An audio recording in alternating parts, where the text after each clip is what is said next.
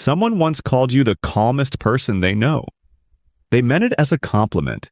Here's what nobody tells you about that compliment. There is a version of calm that quietly costs you the people around you, and from the outside it looks exactly like the good kind. Researchers sat strangers down in pairs and had them talk about something upsetting. One person in each pair was quietly told to keep her feelings off her face. The other one was told nothing at all and never found out. Then they measured blood pressure. The number that moved wasn't the calm one's. It was her partner's. It went up.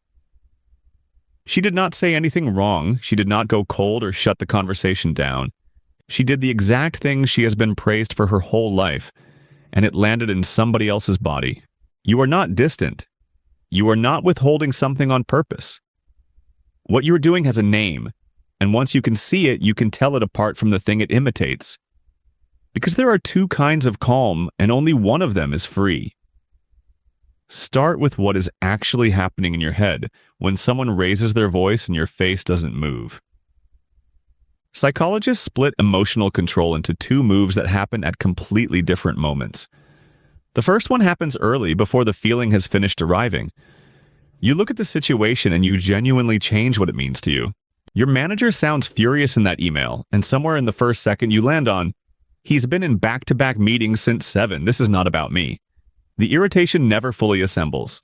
There is nothing to hide because there is not much there. The second move happens late. The feeling has already arrived, fully formed with all its heat, and you hold your face still on top of it. The email lands, your chest goes tight, and you type back something reasonable while everything in you is doing the opposite. From across the room, those two people look identical. Same steady voice, same unbothered expression, same reputation for being unshakable. Inside, they are running completely different machines.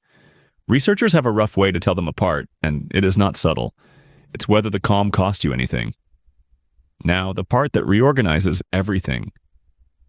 A team followed people who habitually use the late move, the ones holding the face still.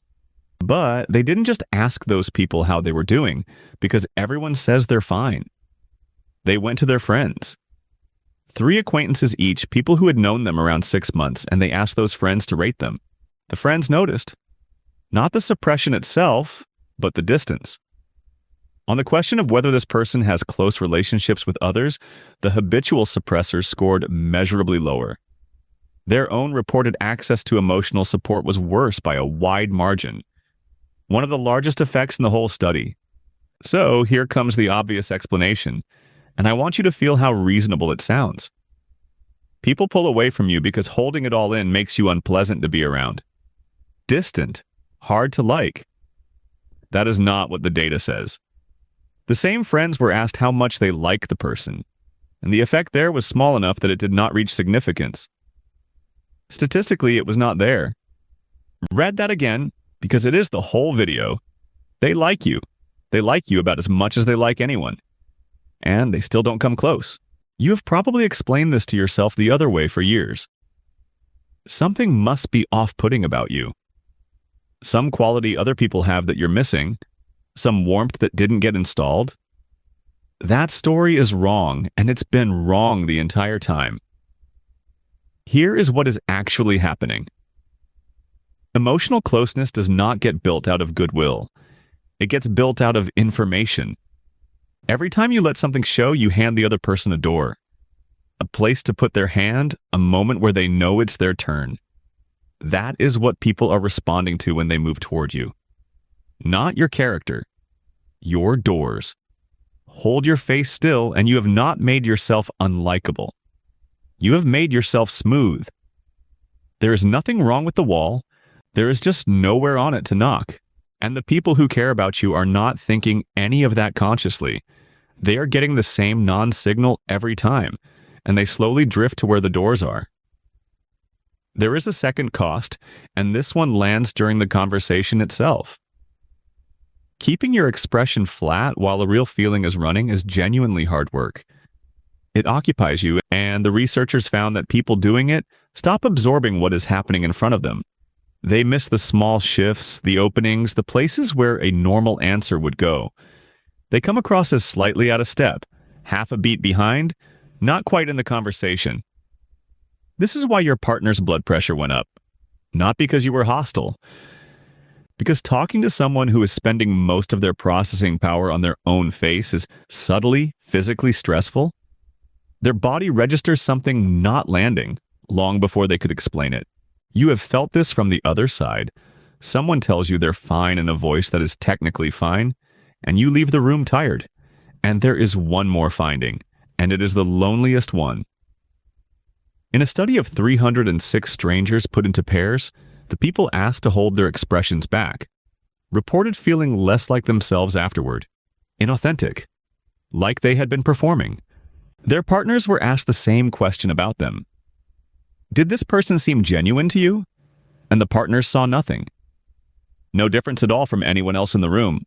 That gap is the actual shape of the problem.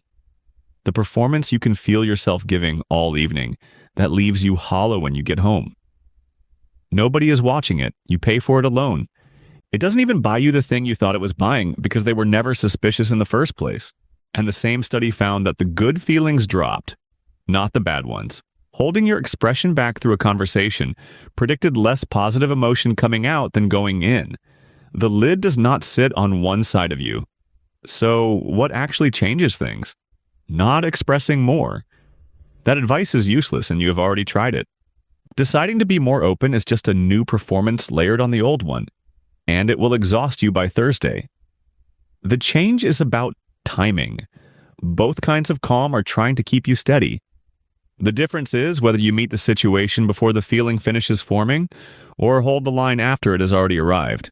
The early move is the one that costs nothing. And it is not a personality trait. It's a question you ask before the feeling sets. What else could this be? What is going on with them that has nothing to do with me? Ask it in the first second, and there is often no storm to hide, which means no face to hold, which means you are still fully in the room with the person in front of you. And when the feeling does fully arrive, because sometimes it will, and no amount of reframing beats it, the useful thing is not a better mask. It is one sentence out loud. Not a confession, not a scene. Just, that landed harder than I expected. You have handed them a door. They will know where to put their hand because you were never unlikable. That was never the problem. You were just very good at something that quietly cost you the thing you actually wanted. If you have spent years being the calm one and quietly wondering why the closeness never quite arrived, that was not a flaw in you. Subscribe, and I'll keep taking apart the things you were praised for.